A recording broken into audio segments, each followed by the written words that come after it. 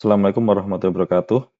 Pada video kali ini saya akan menjelaskan terkait draft lampiran dari aplikasi TPP tahun 2025, di mana ini saya jelaskan dengan simulasi data pada bulan Desember 2005 dengan satu data ASN yaitu Teguh Prasetyo dengan jabatan sebagai Prakom Ahli Muda. Untuk data ini, kenapa saya simulasikan dengan data Desember? Karena nanti biar bisa kita bandingkan terkait perhitungan pajak TER bulanan dan TER akhir tahunnya. Sesuai dengan draft SK besaran, untuk basic TPP-nya yaitu Prakom Muda di Dinas Komunikasi dan Informatika itu sebesar 5 juta sekian, dengan nominal beban kerja sebesar 5 juta sekian, prestasi kerjanya 0, kondisi kerjanya 753.000, kalangan profesinya 0.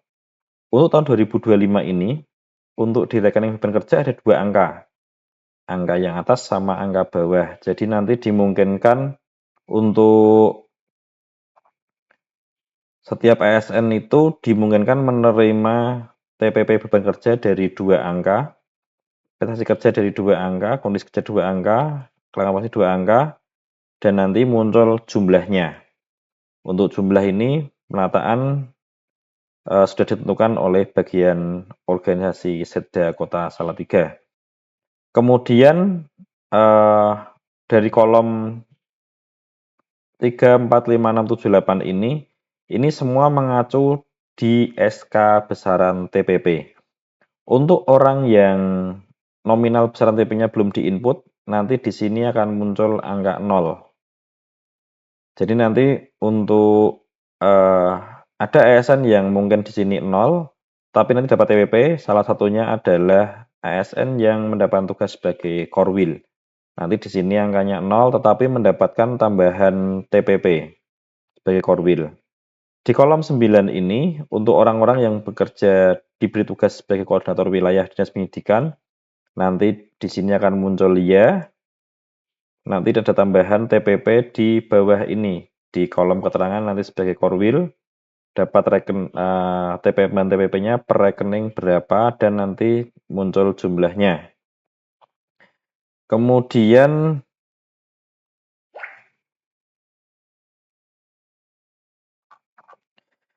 untuk kolom 10, nanti untuk ASN yang diinputkan di form CPNS dan P3K yang sesuai kriteria itu mendapatkan TPP 80%, nanti di sini akan ada tanda iya. Nanti akan menerima TPP sebesar 80%. Kemudian untuk CF yang belum diangkat secara definitif, nanti juga muncul di sini, ya. Kemudian untuk ASN yang mendapatkan tugas sebagai Kepala Puskesmas, nanti akan muncul data di kolom 12. Untuk Kepala Puskesmas nanti mendapatkan TPP di sini sebesar jabatannya, misalnya Kepala Puskesmas sebagai Dokter Madya, kelas jabatannya 12, nanti dapat TPP di sini kelas 12. Kemudian mendapatkan tambahan di sini di kolom 13 sebagai Kepala Puskesmas. Nanti ada nominalnya dan jumlahnya berapa. Kemudian untuk ASN yang cuti sakit, nah ini saya mencontohkan di sini adalah ASN di sini diinputkan di bulan sebelumnya itu 1 bulan penuh tidak bekerja karena cuti sakit. Di sini iya. Nanti kalau cuti sakit di sini otomatis akan menerima TPP 20% dari angka yang di sini.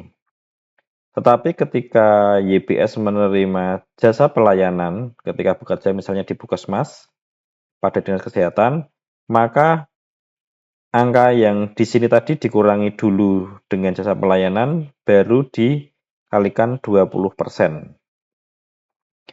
Setelah itu di sini adalah kolom TPP diperhitungkan sebelum dikenakan potongan. Jadi nanti angkanya segini. Lanjut ke tabel ketiga, di mana tabel ketiga ini sesuai dengan SETPP dan Perwali TPP.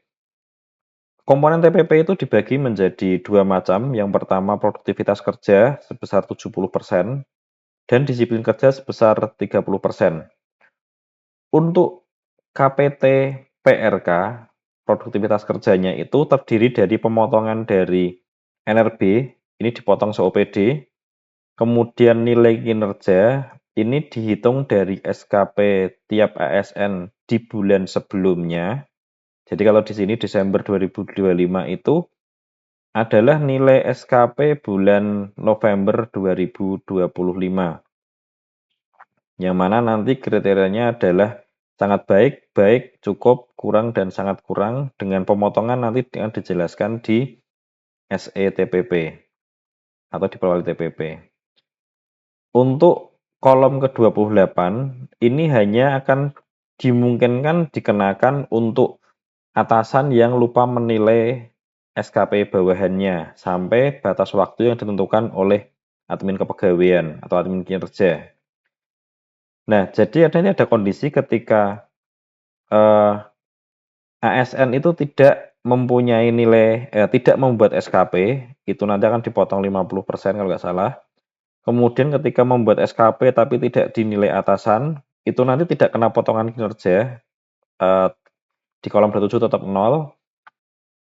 Dan ASN yang lupa menilai bawahannya, itu dikenakan potongan kalau nggak salah 25%. Potongan di sini nanti maksimal hanya memotong 70%. Meskipun potongan di sini kalau dijumlahkan tidak akan sampai 70%. Jadi nanti tetap ada sisa dari produktivitas kerja. Yang kedua dari disiplin kerja ini mempunyai proporsi 30%, di mana nanti dapat dipotong dari hukuman disiplin terlambat 1, terlambat 2, terlambat 3, terlambat 4, pulang sebelum waktunya 1 dan sampai 4, kemudian tidak masuk kerja, dan nanti totalnya maksimal adalah 30%. Jadi ketika kolom 30 sampai 39 ini totalnya melebihi 30, maka hanya akan dipotong maksimal 30 saja. Misalnya, hukuman disiplin dipotong 25%, terlambat 1 dipotong 2%, 3%, 4%, dan lain-lain, sehingga totalnya 40%. Nanti di kolom DK ini tetap maksimal hanya ini 0, karena akan mengurangi dari 30 ini maksimal 30 saja. Dan nanti angka DK dan PRK produktivitas ini nanti akan ditotalkan menjadi persentase TPP. Jadi nanti tolong dicek di sini apakah inputannya benar atau tidak. Berikutnya kolom 42 sampai 46 ini adalah TPP diperhitungkan sebelum dikenakan potongan. Nah, di sini adalah isinya itu angka yang ada di kolom 21 sampai 25 dikalikan prosentase TPP-nya. Kalau ini 100%, angka di sini harusnya sama. Tapi kalau misalnya di sini itu 90%, berarti nanti ini adalah 90% dari tabel sebelumnya. Seperti itu. Kemudian setelah ditemukan angka TPP diperhitungkannya, maka selanjutnya adalah penghitungan pajak penghasilan. Nah, pajak penghasilan ini mulai tahun 2025 sesuai aturan disepakati menggunakan PPh 21 dengan tarif pemotongan tarif efektif rata-rata atau TER. Nah, TER ini apa? Nanti bisa dibaca di regulasinya. Nanti regulasinya akan saya share di bagian yang berbeda. Untuk perhitungan TER, sementara ini kita menggunakan penghitungan gabungan dengan gaji, di mana nanti pertama kita ambil data gaji, ditambah TPP-nya, kemudian pajaknya berapa bulan, apakah pajak akhir periode atau bukan, status tunjangannya apa. Status tunjangan ini nanti akan menentukan level TER-nya. Jadi, misalnya K2, dia akan menerima level TER B. Kalau K0 dia kalau TK dia tarif TER-nya A kalau nggak salah. Nanti kita cek di regulasinya. Untuk data tunjangan istri, anak, dan lain-lain ini ambil dari sistem gaji milik BPKPD. Untuk data pajak akhir periode dan bulan ke ini diinputkan oleh admin BPKPD, admin gaji. Kemudian dari kolom 3 sampai 11 ini muncul gaji bruto, adalah total penjumlahan dari gaji pokok TPP diperhitungkan ditambah tunjangan-tunjangan sebagai variabel penambah ini. Totalnya adalah 7 juta. Dan kalau dilihat di persen pajak sesuai aturan dengan tarif pajak level B, maka didapatkan pajak sebesar 0,75% sebagai tarif efektif bulanan, di mana 0,75% dari 7 juta ini adalah Rp52.893.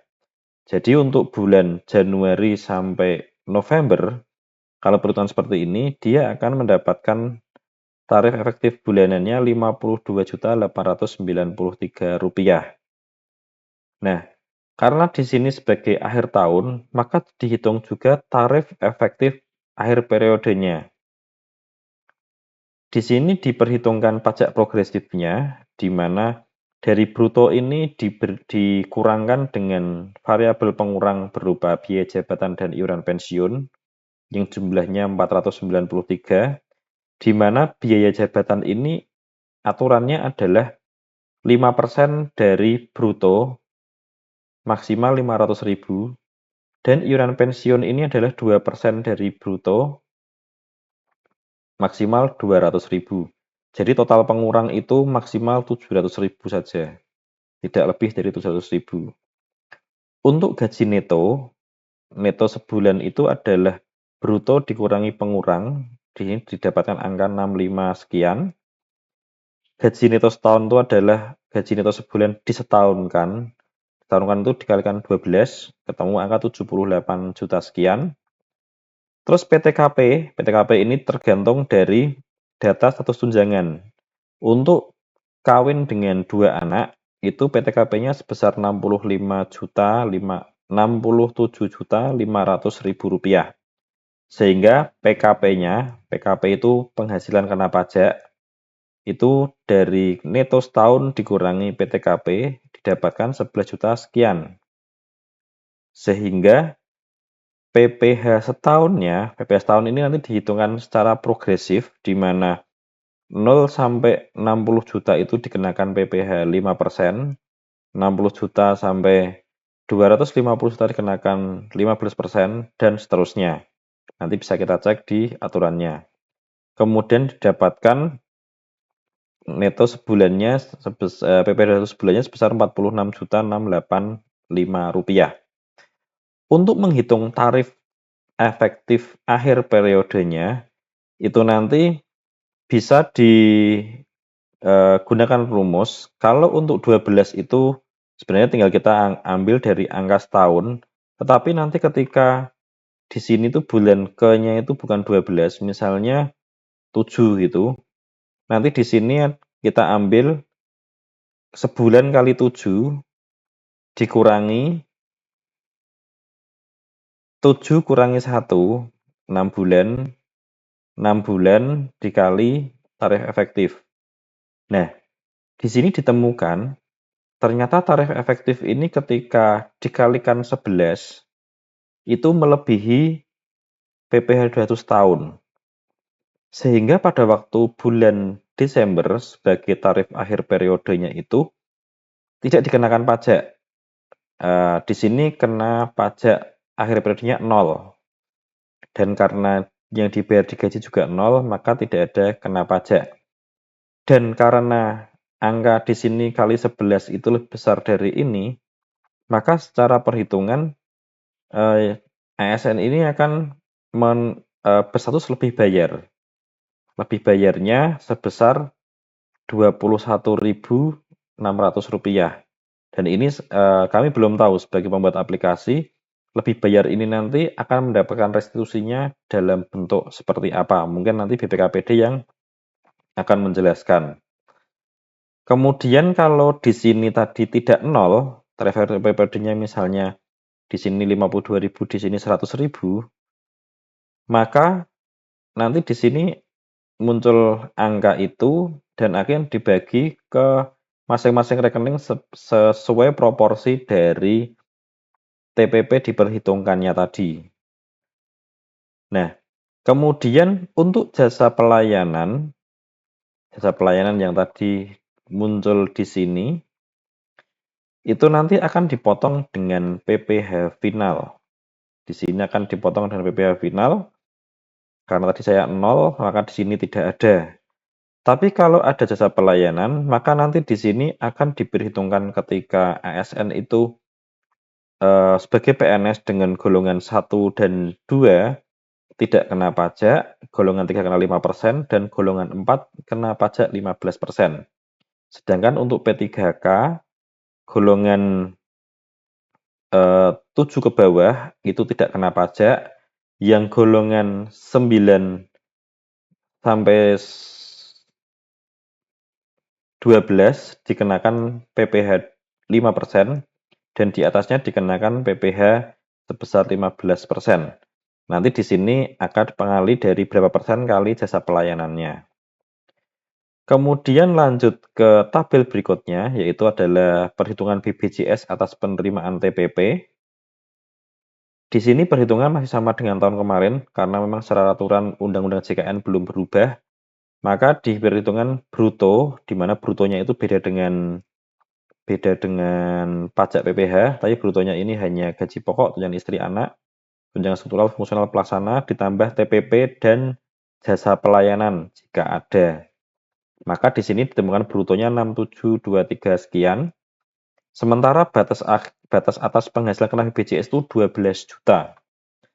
Maka nanti ketika bruto saya ini di bawah 12 juta, maka TPP saya ini akan kena 1%.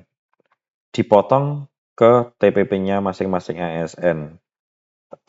Tapi kalau bruto saya itu melebihi 12 juta, misalnya gaji saya 5 juta, TPP saya 8 juta, salah. Misalnya gaji saya 5 juta, TPP saya 10 juta, maka totalnya bruto 15 juta. Maka yang dikenakan BPJS itu hanya 12 dikurangi gajinya tadi, 5 juta. Jadi hanya dikenakan TPP yang dikenakan pungutan BPJS itu hanya 7 juta, dikalikan 1%. Nah, di sini karena saya di bawah 12 juta, data ini di bawah 12 juta, maka TPP-nya ini yang dikenakan BPJS kena semua, 1 juta 100 sekian. Nah, nanti kalau ada BPJS yang sudah dibayar atas gaji, nanti dikurangkan dulu. Netonya itu adalah angka ini dikurangi yang sudah dibayar dari gaji. Karena tadi gajinya nggak ada potongan, maka netonya sama dengan neto di kolom 9. Kemudian untuk rincian BPJS-nya, karena tadi di sini neto saya 1.100.000 sekian, maka 1%-nya adalah Rp11.000, Rp11.554 dan dibagi ke masing-masing rekening sesuai proporsinya. Kemudian untuk yang di kanan ini dibayar oleh APBD. Nanti di sini APBD, yang di sini akan dikurangkan ke TPP-nya masing-masing ASN. Nah, di sini ada kolom untuk tabel perhitungan TPP yang dibayarkan, ada nama, nomor rekening, nanti nomor rekening mohon dicek, karena pencairannya nanti berdasarkan dari rekening ini, jangan sampai salah. Kemudian TPP diterima tadi adalah TPP diperhitungkan setelah kena potongan, dikurangi dari pajak penghasilan TER dan iuran BPJS 1%-nya. Sedangkan untuk jasa pelayanan, itu adalah jasa pelayanan dikurangi pajak PPh final jasa pelayanan. Dan nanti rincian TPP diterima, itu akan dibagi sesuai proporsinya per rekening TPP diperhitungkan. Kemudian di tabel berikutnya, ini adalah perhitungan total TPP per jenis ASN. di mana nanti di sini ada PNS dapat per rekeningnya berapa, P3K per rekeningnya berapa, kemudian tabel berikutnya iuran BPJS pada TPP per jenis ASN. Jadi nanti PNS-nya ada berapa, P3K berapa, kali satu orang hanya muncul di PNS sebesar 11.000 sekian. Mungkin sementara untuk menjelaskan dari laporan ini, lampiran TPP, aplikasi TPP, saya cukupkan sekian. Terima kasih. Assalamualaikum warahmatullahi wabarakatuh.